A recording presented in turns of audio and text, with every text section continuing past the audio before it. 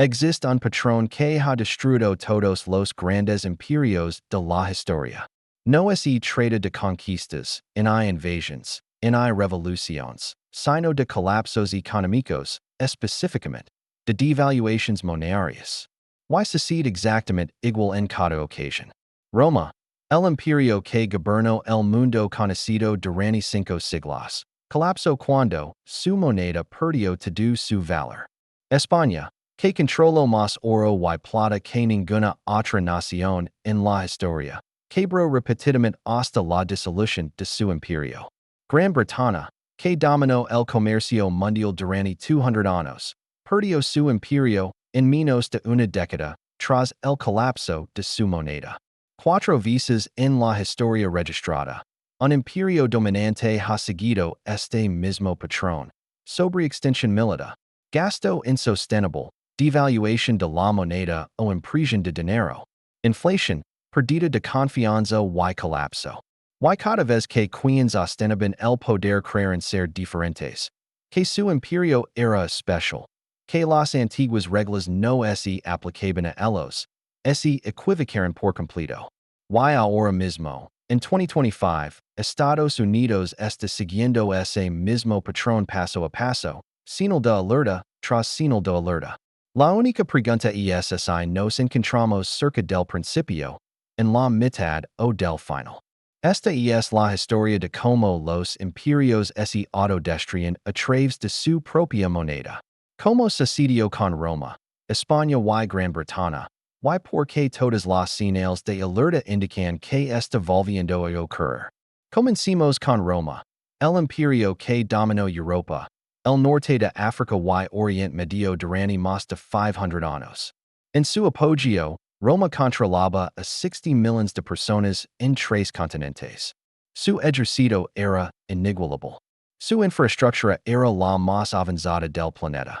Su moneda, el dinero, gozaba de la confianza de todos, desde Gran Bretaña hasta Egipto.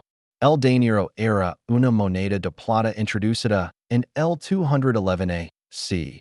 Contenía aproximadamente 5 gramos de plata pura.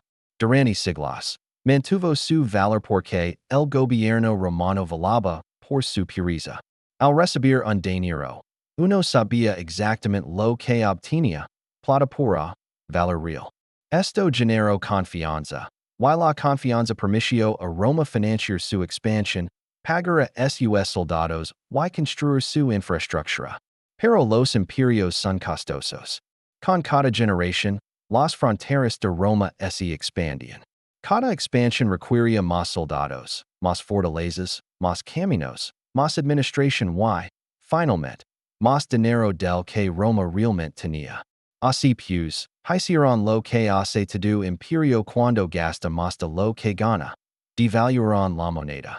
El emperador Nerón, que reinó del 54 al 68 d.C., fue el primero en reducir significativamente el contenido de plata del dinero. Necesitaba financiar su lujoso estilo de vida y sus costosas campañas militares, así que ordenó a las secas que redujeran el contenido de plata del 100% al 90%. Ese 10% extra de beneficio puro para el emperador. Podía acuñar 11 monedas con la plata, que antes permitía acuñar 10 monedas más en circulación. La misma cantidad de plata. Eso es inflación. Pero el 90% de plata seguía siendo una cantidad considerable. La verdadera destrucción llegó después. Para cuando el emperador Caracalla reinó, en el 211 d.C., el dinero se había reducido al 50% de plata, la mitad de valor real y la otra mitad de metal común. En el 265 d.C., bajo el emperador Galenio, había quedado a tan solo un 5% de plata. Una moneda que antes era de plata pura ahora era un 95% de metal sin valor con una fina capa de plata. Piensen en lo que eso significa. Si eras un soldado romano en el año 265 d.C., y cobraba en dinero, te pagaban con monedas que valían la doceva parte de lo que ganaban los soldados 2 siglos antes. El gobierno te decía que nada había cambiado. Las monedas seguían diciendo dinero. Seguían teniendo el rostro del emperador, pero su poder adquisitivo se había desplomado. Los precios se dispararon. Lo que costaba un dinero en el año 200 c. Costaba 50 dinero en el año 300 c. Los agricultores dejaron de vender alimentos por monedas y exigieron truque. Los soldados se negaban a luchar a menos que se les pagara con oro o bienes. Los recaudadores de impuestos no podían cobrar porque la moneda no valía nada. Todo el sistema económico se paralizó. Y aquí está la clave. Esto no fue causado por una invasión extranjera. Las fronteras de Roma seguían defendidas. Esto no fue causado por la peste ni por un desastre natural. Fue autoinfligido. El gobierno romano destruyó su propia moneda para financiar gastos que no podía permitirse. Y cuando la moneda murió, el imperio murió con ella. En el año 476 DC, el imperio romano de Occidente colapsó oficialmente. No porque las tribus germánicas fueron más fuertes, sino porque Roma ya no podía pagar a sus ejércitos, ni financiar su administración, ni mantener su infraestructura. La moneda se había devaluado hasta perder todo su valor, y todo lo construido sobre ella se derrumbó. El patrón, expansión militar, gasto insostenible, devaluación de la moneda, inflación, pérdida de la función económica, colapso. Roma demostró este patrón. Y todos los imperios posteriores lo han repetido. Avancemos ahora 12 siglos. España, siglo XVI. El imperio español comienza su época dorada. Cristóbal Colón ha descubierto el Nuevo Mundo. Hernán Cortés ha conquistado a los aztecas. Francisco Pizarro ha conquistado a los incas. Y España controla ahora los territorios más ricos de la tierra. En 1545, exploradores españoles descubrieron el Cerrero Rico en Poti, en lo que hoy es Bolivia. No se trata de una simple mina de plata, es el mayor yacimiento de plata jamás descubierto. Durante el siglo siguiente, Poti producirá casi la mitad de la plata del mundo, millones de libras. Barcos cargados de plata cruzan el Atlántico, llenando las arcas españolas con una riqueza inimaginable. España acuña esta plata en monedas. El dólar español se convierte en la primera moneda verdaderamente global. Se usa desde Europa hasta Asia. Es fiable. Es pura y su suministro es inagotable. España se convierte en el imperio más rico y poderoso de la tierra. En su apogeo, el imperio español controla territorios en todos los continentes habitados. El sol nunca se pone en los dominios españoles. Y entonces, al igual que Roma, se autodestruyen. Porque existe una paradoja con el dinero. Más dinero no te hace más rico si todos tienen más dinero. Cuando España inunda Europa con plata, los precios suben. Lo que costaba una moneda de plata en 1500 cuesta 10 monedas en 1600. La plata no se ha vuelto menos pura. Simplemente, hay muchísima más. Eso es inflación. España importa tanta plata que está destruyendo su propio valor. Y lo que es peor, España no produce nada. No construye industrias. No innova. Simplemente extraen riqueza de las colonias y la gastaban en guerras, palacios y artículos de lujo importados. La plata fluye desde América y volvía a Francia, Inglaterra y los Países Bajos. Para pagar estos bienes, España no produce. A finales del siglo XVI, los reyes españoles estaban ahogados en deudas. Felipe II, que reinó de 1556 a 1598, heredó una enorme deuda de su padre, Carlos, de 36 millones de ducats. En lugar de recordar gastos, Felipe pidió más préstamos y libró guerras en múltiples frentes contra el Imperio Otomano, contra los rebeldes protestantes en los Países Bajos y contra Inglaterra. Cuando la deuda se volvió impagable, incumplió los pagos. En 1557, Felipe II se declaró en bancarrota y suspendió todos los pagos de la deuda. Este fue el primer impagos soberano de la historia moderna. Pero no sería el último. España vuelve a caer en impago en 1560, otra vez en 1575 y otra más en 1596. Cuatro impagos en 40 años. A pesar de controlar la mitad de la producción mundial de plata, España no puede pagar sus deudas. Cada impago destruye la confianza. Los prestamistas se niegan a prestar dinero. Los tipos de interés de la deuda española se disparan. Y el gobierno responde devaluando la moneda. Empiezan a acuñar monedas con menos plata. Introducen monedas de cobre que supuestamente valen lo mismo que las de plata. Nadie lo cree. La moneda pierde credibilidad. Para el siglo XVII, España está en una decadencia terminal. El ejército no puede financiarse. Las colonias empiezan a independizarse. Y cuando la guerra de los 30 años termina en 1648, España firma la paz de Westfalia, que marca el principio del fin. Para 1700, el imperio español está prácticamente acabado.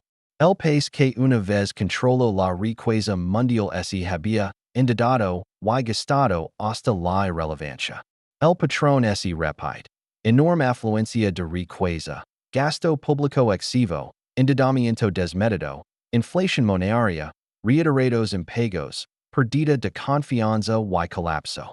España demostró que ni siquiera los recursos ilimitados pueden salvar a un imperio de la mala gestión fiscal. Ahora llegamos a Gran Bretaña. El imperio que perduró más tiempo, se extendió más y controló más riqueza que Roma y España juntas. En su apogeo, en 1922, el imperio británico gobernaba a 458 millones de personas, una cuarta parte de la población mundial y una cuarta parte de la superficie terrestre del planeta. En el imperio británico nunca se ponía el sol, no porque controlaran todas las zonas horarias, sino porque controlaban tanto territorio que siempre era de día en algún lugar bajo dominio británico. Y la libra esterlina era la base de todo. Durante más de 2 siglos, la libra fue la moneda de reserva mundial. Más del 60% del comercio mundial se facturaba en libras. El patrón oro lo sustentaba todo. Una libra esterlina podía cambiarse por una cantidad fija de oro. Esto generaba confianza, estabilidad y poder. Pero los imperios se construían sobre el crédito, y el crédito debe devolverse. Gran Bretaña financió su imperio mediante préstamos, bonos del Estado y deuda para financiar guerras, colonias, infraestructura y administración. Mientras la libra mantuvo su valor, esto funcionó. Pero entonces llegó la Primera Guerra Mundial. En 1914, la deuda nacional británica era de 650 millones de dólares. Y para 1919, tras 4 años de guerra total, se había disparado a más de 7,000 millones. Eso representa un aumento del triple en 5 años. Para financiar la guerra, Gran Bretaña pidió prestado a todo el mundo, a sus propios ciudadanos, Estados Unidos, a cualquiera que estuviera dispuesto a prestar. Pero la guerra también obligó a Gran Bretaña a abandonar el patrón oro. En 1914, al estallar la guerra, el gobierno suspendió la convertibilidad del oro. Tuvo que imprimir dinero para financiar el esfuerzo bélico. No podía mantener el respaldo en oro mientras lo hacía. La libra se convirtió en una moneda fiduciaria respaldada únicamente por la promesa del gobierno. Tras la guerra, Gran Bretaña intentó volver al patrón oro. En 1925, Winston Churchill, entonces ministro de Hacienda, reinstauró el patrón oro en Gran Bretaña, manteniendo el tipo de cambio anterior a la guerra. Esto fue un error catastrófico. La libra esterlina se sobrevaloró. Las exportaciones británicas perdieron competitividad. El desempleo se disparó y el gobierno tuvo que mantener altos tipos de interés para defender la moneda, lo que frenó el crecimiento económico. En 1931, Gran Bretaña se vio obligada a abandonar el oro definitivamente. Esta vez, la libra se devaluó y la confianza en la moneda británica comenzó a erosionarse. Pero la verdadera destrucción llegó tras la Segunda Guerra Mundial. Gran Bretaña entró en la guerra ya profundamente endeudada. La guerra lo costó todo. En 1945, la deuda nacional británica había alcanzado el 270% del PIB. El imperio se había declarado en bancarrota para ganar la guerra. Ciudades enteras quedaron en ruinas. La economía quedó destrozada. Y Gran Bretaña tenía enormes deudas con Estados Unidos. En 1944, mientras la guerra aún asolaba el país, la conferencia de Bretton Woods rediseñó el sistema financiero global. La libra esterlina fue oficialmente reemplazada como principal moneda de reserva mundial. El dólar estadounidense ocupó su lugar. Gran Bretaña luchó desesperadamente por preservar el estatus de la libra, pero todo había terminado. Tenían la deuda, pero ya no el oro en la economía que respaldaron su moneda. Lo que siguió fue un declive lento y humilante. En 1947, Gran Bretaña intentó volver a hacer convertible la libra. El experimento duró 6 semanas antes de que una corrida bancaria los obligara a reimponer controls. En 1949, la libra se devaluó un 30%. En 1967, se devaluó nuevamente. Cada devaluación destruyó ahorros. Minó la confianza y lo indicó al mundo que Gran Bretaña ya no era una potencia de primer orden. Mientras tanto, el imperio se desintegraba. India obtuvo su independencia en 1947. Egipto nacionalizó el canal de Suez en 1956. Y la respuesta militar británica fue un fracaso humilante. Colonia tras colonia se independizó, no porque fueron conquistadas por fuerzas externas, sino porque Gran Bretaña ya no podía permitirse mantenerlas. En la década de 1970, Gran Bretaña estuvo al borde del colapso. La inflación alcanzó el 25%. El gobierno suplicó un rescate al FMI.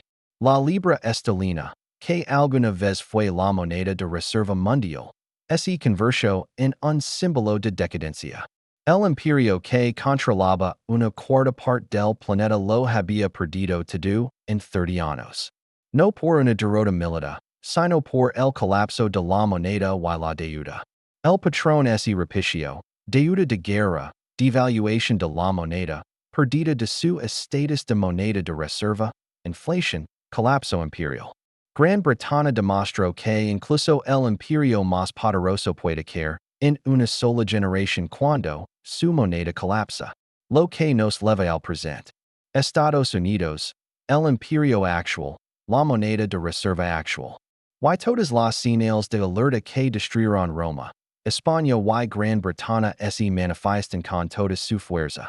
Comencemos con la moneda. El dólar estadounidense ha sido la moneda de reserva mundial desde 1944.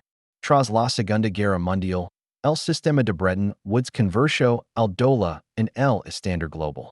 Estaba respaldado por oro, a $35 la onza. Otras naciones vincularon sus monedas al dólar, y el dólar era tan valioso como el oro, literalmente. Pero al igual que Roma y Gran Bretaña, Estados Unidos comenzó a gastar más de lo que tenía. La guerra de Vietnam, los programas de la Gran Sociedad, las bases militares por todo el mundo. Para la década de 1960, los gobiernos extranjeros se percataron de que Estados Unidos imprimía más dólares de los que tenía en oro para respaldarlos. Francia, bajo el mandato de Charles de Gaulle, comenzó a exigir oro a cambio de dólares. Otras naciones siguieron su ejemplo. El oro abandonaba Fort Knox. El ferro estaba siendo descubierto. En 1971, el presidente Nixon eliminó el patrón oro. Se acabó el respaldo en oro. El dólar se convirtió en una moneda fiduciaria pura, al igual que el devaluado dinero romano, al igual que la libra esterlina después de 1931. Respaldada únicamente por la confianza y la promesa del gobierno. Al principio, parecía funcionar bien. El sistema del petrodólar, establecido en la década de 1970, creó una demanda artificial de dólares porque el petróleo se cotizaba en dólares a nivel mundial. Pero el gasto nunca cesó. La deuda siguió creciendo. En 1980, la deuda nacional de Estados Unidos era de 900 mil millones de dólares. Para el año 2000, ascendía a 6 billions. En 2020, a 27 billions. Hoy, en 2025, supera los 36 billions. Esto representa un aumento de 40 veces en 45 años. ¿Y así esto acelerando? Pero la deuda es solo una parte del problema. Al igual que Roma devaluó el dinero, al igual que España inundó el mundo con plata, Estados Unidos está imprimiendo dinero. Desde 2008, la Reserva Federal ha creado billones de dólares de la nada. La llaman flexibilización cuantitativa, necesaria para estabilizar la economía. Durante la crisis financiera de 2008, imprimieron más de 4 billones de dólares en 2 años. Más dinero creado que, en todo el siglo anterior. Y al igual que todos los imperios anteriores, nos dijeron que esto no causaría inflación. Que la economía moderna había resuelto los viejos problemas, que éramos diferentes. No lo somos. La inflación alcanzó el 9% en 2022. La inflación real, los precios que realmente pagamos por alimentos, vivienda y atención médica, es mucho mayor. El dólar se está depreciando lentamente al principio, pero el patrón siempre se acelera. Y al igual que Gran Bretaña, Estados Unidos está perdiendo su estatus de moneda de reserva. En el año 2000, más del 70% de las reservas mundiales se mantenían en dólares. Hoy, ese porcentaje es del 58% y sigue disminuyendo. Los países BRICS, Brasil, Rusia, India, China, Sudáfrica y los nuevos miembros están desarrollando activamente alternativas. Están comerciando en monedas locales, creando nuevos sistemas de pago y reduciendo su dependencia del dólar. China y Rusia están comprando oro de forma masiva. Los bancos centrales de todo el mundo están diversificando sus reservas fuera del dólar. El mundo se está preparando para que el dólar pierda su dominio, al igual que se preparó para la caída de la libra esterlina. El patrón es inconfundible. Y aquí está la parte más peligrosa. Estados Unidos tiene el mismo problema que tuvo Roma, la sobreextensión militar. Estados Unidos mantiene cerca de 800 bases militares en más de 70 países. El presupuesto de defensa supera los 800 mil millones de dólares anuales. Las guerras de Irak y Afganistán costaron más de 8 billones de dólares. El imperio es costoso y se financia con deuda y dinero impreso. Al igual que Roma no pudo pagar a sus legions con monedas de alta calidad, al igual que España no pudo financiar su ejército tras repetidos impagos. Al igual que Gran Bretaña no pudo mantener su imperio tras el colapso de su moneda, a Estados Unidos se lo acaba el tiempo. Así pues, identifiquemos el patrón, porque una vez que lo veas, no podrás ignorarlo. Todos los imperios que han colapsado económicamente siguieron la misma secuencia. No similar, idéntica. Primera etapa, dominio. El imperio está en su apogeo. Fuerza militar, poder económico, confianza en la moneda. Roma con el dinero, España con el dólar, Gran Bretaña con la libra, Estados Unidos con el dólar. En esta etapa, la moneda está respaldada por algo real, oro, plata, confianza construida a lo largo de generaciones. El imperio parece invencible. Segunda etapa, sobreextensión. El imperio se expande más allá de sus posibilidades. Más territorio, más compromisos militares, más promesas a sus ciudadanos. Roma se expandió por 3 continentes. España intentó controlar todos los océanos. Gran Bretaña colonizó una cuarta parte del mundo. Estados Unidos mantienen bases en todos los continentes.